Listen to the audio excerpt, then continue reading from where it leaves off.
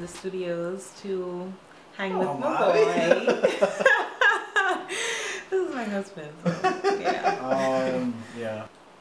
So I have a topic I want to discuss today. It's about racism in the Bahamas and how subtle it's become. I mean, would you agree on that? You mean that it is still here, but it's a bit more subtle? I can agree.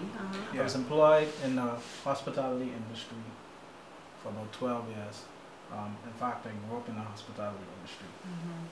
I was 16 when I started. I used to work for this white guy, and you know, just some of the things he used to say, like whenever he was referring to people of color, he would say "you people." Yeah. You know, and it always stuck with me, and it always bothered me in a sense.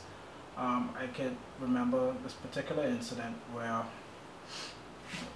I was standing in front of the establishment, you know, just killing time until service starts, and it was this person of color. I don't like to say black, but it was this black person that wanted to use... No, I just wanted to interject there for a second because I am the same way.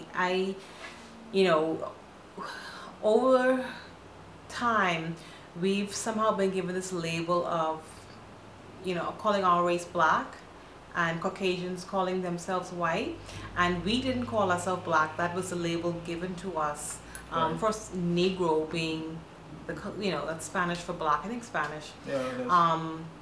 But yeah, so that is the label that we were given, and I do not like using the word black to describe my race or the part of my heritage that is from Africa, because the word black has so many negative connotations. Right.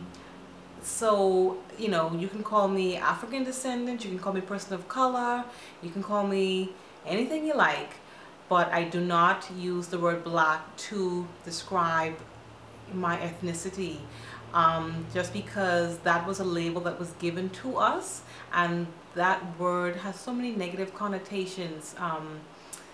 So, and it's, you know, so I'll go into that in another video, but I'm gonna leave it right there. So yes. Yeah. So it was this person of color that wanted to use the restroom, and I was like, you know, it's a public place, no problem, go ahead. And that happened 3 times. 3 persons of color came to the restaurant to use the bathroom. The 3rd time, my employer, he got a little upset about, you know, these people using the bathroom. And I was like, you know, I don't know what you want me to say. It's a public place. They should be able to... It's a business. It's not quite public, but it is right, a business place. But don't forget, it was it's a restaurant. Yeah, public comes there, yeah. And to be honest, my experience working there, I could tell you, you have more colored people that patronize that business than white folks, to be honest. But anyhow, and then afterwards, a white person came in, and he was standing right at the door, wanted to use the bathroom, and he was all, oh yeah, go ahead, right up the stairs, this and that.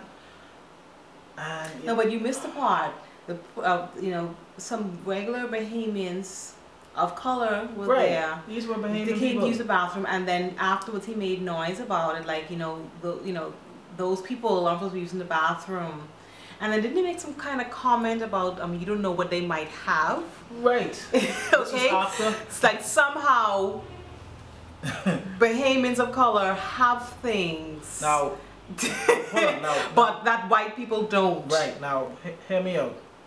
Really? After the white person left, I'm pretty sure the tourists bring it here. Listen, but anyway, after the white person left, he didn't say anything. After that, another Bahamian person came in, and you know, after they used the bathroom, he was like, "Oh, I don't want them to use the bathroom. They may have something." And I was like, "What?" Yeah, but then after a visitor came there, I guess probably a white American or whatever. Yeah, the person was white. Then he didn't have a problem with them using the bathroom. Right. But somehow, regular old Bahamians, right? You know, they might have something. Right. And what? You know, the crazy thing is, you know, I have a brother that used to frequent the restaurant, and he told me, it's like, you know, before my eyes opened up, I asked him, I said, why don't come out to the restaurant no more? And he was like, you know, because how they treat me. So I don't know if you've seen it, but you know, they treat you funny. If you're a person of color, a Bahamian, a colored Bahamian, you get treated funny. And you know, it just really put a sour taste in my mouth. Okay. Well, okay, my experiences that I can recall right now, because he just pulled me over here, so I wasn't quite prepared. But no, the experiences that I had would have been in the US while I was studying. I went to LSU. I spent 3 years there. Awesome school. I mean, like the best years. Wow, had so much fun. I mean, it made so many good friends, and I just loved the time there. But I had a roommate at one point. We were only roommates. This was my freshman year, and we were sharing a dorm room for a couple of months. Yeah, we didn't last together very long. And she was from a really small town in Louisiana, really small town. Heck town. I don't know, I guess. Anyway, it was a small town, and yeah, she's like, I guess her first time in the big city, Baton Rouge. Shout out to all my LSU posse. So anyway, we were sharing a room together. Obviously, she was Caucasian, and I was this islander from the Bahamas. And so we had a couple little run-ins. Now, I had other great roommates. So this is not like a black-white thing, because I had white roommates, and we had awesome times. I mean, I had great roommates. It was just this particular roommate that I had my freshman year. She claimed to be this big-time Christian, you know, mama and daddy, them, they big-time Christians. Oh yeah, you can find them in the church. A couple different little run-ins. One of the things was with her parents, okay? She admitted to me that her parents, they call black Americans, I guess, or black people in general, colored people, whatever, they call them niggers, okay? But she swears to me that they are good, wholesome Christians, okay? So hold on, don't stop me now. You done got me riled up now. So, and she will defend them down to the ground. You know, they are good Christian people. But, you know, they just call people of color niggers, okay? Okay. So, yeah, one time she invited me to stay by her for the weekend. I don't know when this was, but she just asked me, oh, I want to come spend the weekend with her. She's going home for the weekend. And I said to her, why in the world would you invite me to your house, knowing the way your family thinks about people that look like me, that aren't white? And this blew my mind. She said, oh, they don't think about you like that. You're from the Bahamas. So what the heck that's supposed to mean? So people, if you are, I guess, an African American, you know, then you're a nigger. But if you're from the Bahamas, I guess I was like tropical and all that good stuff. What? So it's like, oh, I don't think about you like that. You're from the Bahamas. Okay, let me ask you a quick question. You think that had anything to do with you being light skinned? I cannot imagine what goes through her head or their heads at any given point. And when I say there, I'm talking about this girl and her family. That is the way they think, and so I'm not sure. Well, she said to me that it was because I was from the Bahamas, they didn't look at me like that. So I'm assuming that if I was an American of color, right, then that is how they would have looked at me. Yes, because she would even make comments to me like how her, you know, her dad, you know, how he, you know, would say, you know, these niggers, like, you know, African Americans, they're so lazy and this and that. And I'm like, does he even know any African Americans? Because like I'm sure he probably doesn't have friends that are of color. Well, I just couldn't imagine. I'd like to say it's a good thing you didn't go when she invited you. You know, you probably would have been lynched or something. Anyway, so like I said, just sharing my little experiences. I'm sure other people have had worse things happen to them, but that's just like something that I experienced.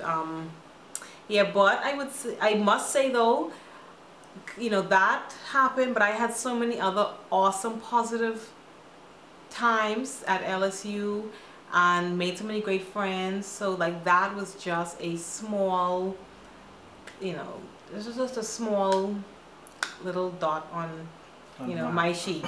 Okay. Yeah. Let's get back into the Bahamas.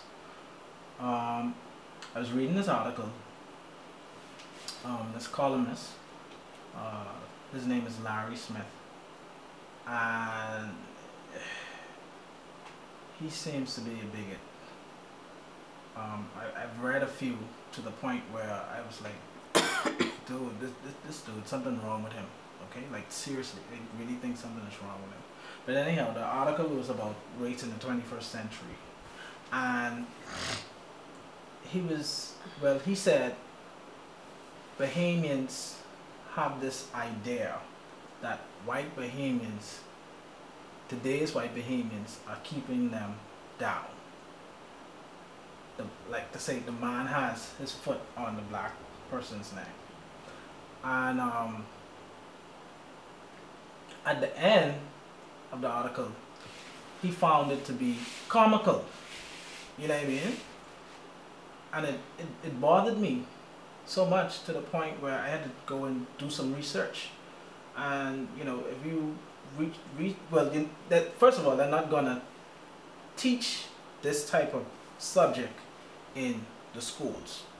I know, and you probably could agree with me on this. There's a small, they cover slavery, but it's, yeah, Larry the topic Smith is small. He found it comical, saying that black people think white people are keeping them down in the Bahamas. But I want to interject whenever you got to say. Go ahead, but let's look at history. Okay, during the 40s up to 1967 in the Bahamas, a lot of places didn't receive. Gotta go way back further than the 40s. Yeah, you could go before that too. Okay, but during the time when my mom was growing up, and I have a great aunt who was growing up and stuff like that, they could tell you how it used to be in the Bahamas. You know, restaurants were segregated. Downtown area for blacks after work hours is a no-no. And you had to be out of there. Out of there, okay? And when you leave downtown, the old people had a saying, head over the wall. Well, the wall no longer, well, remnants of the wall are still there. This is the Collins wall I'm talking about. And they say head over the hill. Now they say head over the hill. Okay? Yeah, a black person, me, if I was in that time, in that era, I couldn't keep my hat on in the presence of a white person. If I was to address a white person, I had to take my hat off. Yes, sir. No, sir. Yes, ma'am. No, ma'am. And to me, it symbolized like. Well, I have to stop you there because, okay, because the Bahamas, our main industry is tourism. Okay, we have kind of gotten like a double dose of this very submissive. Right, personality. Like let me finish. Well, we got the first dose with slavery, where we were taught to bow and tuck tail to the white master, okay? And now we're getting a double dose with tourism being our main industry, because we've been taught now the white man is who's paying your bill, he's paying your salary. The white people don't bring their money here, you can't eat. And right. So we've now been taught to bow and tuck tail for the white visitor. Right. And I see this every day. Oh my goodness. I live on Eleutheran. You also have Harbor and Spanish Wells. And in the areas where, you know, where tourism is like really booming or like the main industry, they will treat so much the white tourist, the white visitor with so much respect, so much dignity. They will do for the white visitor what they wouldn't do for their own family, their own children almost. It's so crazy. Right. A Bahamian, a regular Bahamian, you'll get the worst, crappiest service known to man. Right. But they would be able to take the shirt off their back for a white visitor. Right. Just to keep them happy. Right. And it's so crazy. It is so crazy. Double standard. So, you know, if you're gonna give good service, give good service to everyone. Right. But shake off these mental shackles of slavery and of being this tourism service oriented people, and right. have some dignity. Right. I mean, grow some backbone, have some pride. You know, don't feel like you are, you know, you have to be subservient to a foreigner just because, you know, they're visiting your country. They want to come here because our country is beautiful and we have a lot to offer. If we didn't, they wouldn't come here. So just have some self-respect and some pride and some dignity, and stop. Just oh my gosh, it just sickens me. But just stop all of this. Just stop it, Dread. Right. And you know, even what would you say?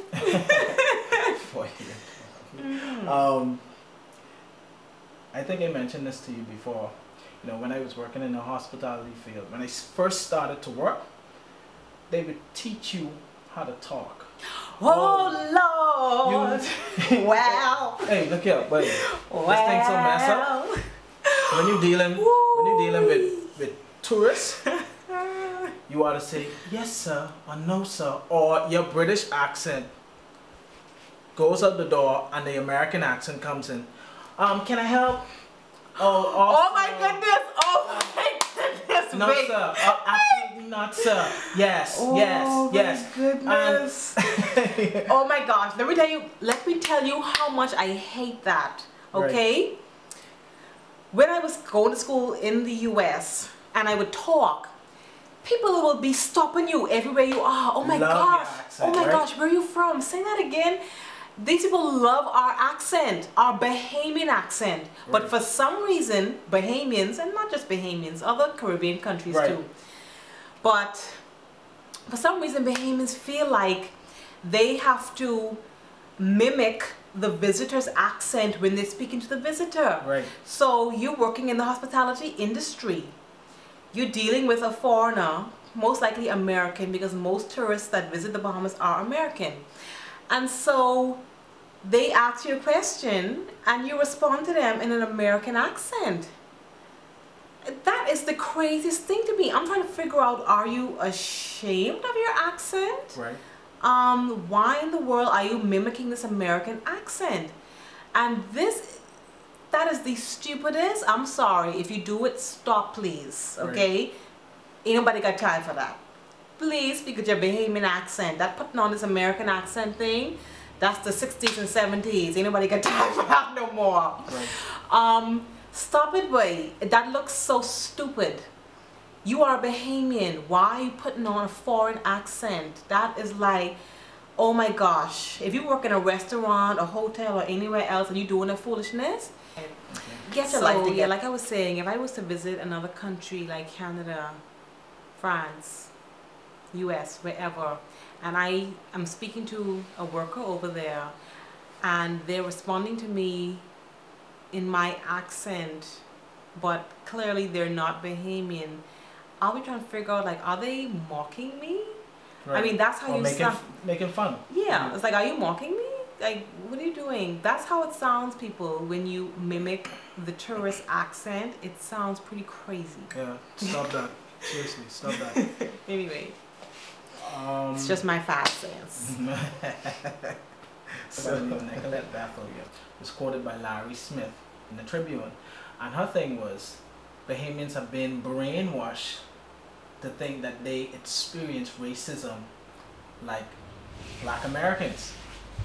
But for me, after doing research, this is how I think we experienced it. yeah, we've in some way we've experienced it through the international media resource.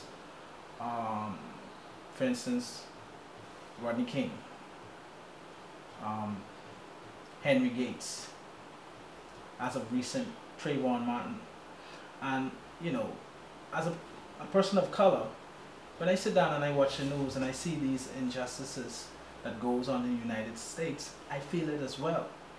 Um, she said, in her quote, brainwash, and that word brainwash stood out to me.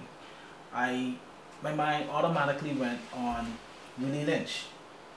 He was a Caribbean slave owner, British Caribbean slave owner, that was invited to Virginia to give a speech on how to make a slave.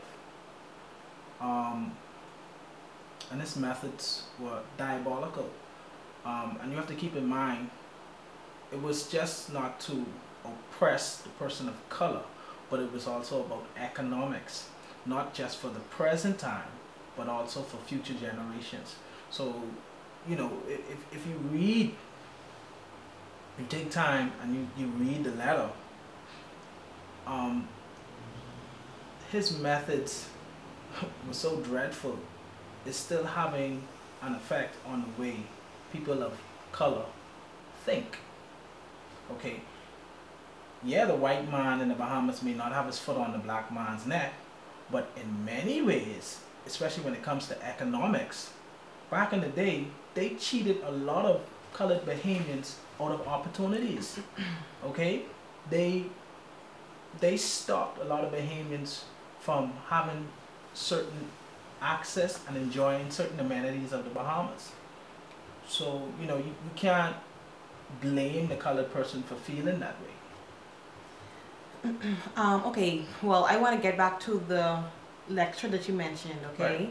Right. Her saying that Bahamians have been brainwashed to feel like they somehow had the same experiences as, you know, slaves or former slaves in the U.S. Right. So her saying brainwashed, that means to me that obviously she doesn't think Bahamians have the same experience. Obviously, yeah. So, you know, what I believe, okay, we're going to differ on this. Bahamians back then, who were slaves, right, had the exact same experience. Exactly. Because they were slaves, just like the African descendants in the U.S. The only difference is that post-slavery, the Bahamas has always been a predominantly black nation. Yes, predominantly a nation of color. Right. Okay, so most of the population is of color. Whites are a minority. Sorry. Okay, whereas in the U.S., whites are the majority, and so people of color are in the minority.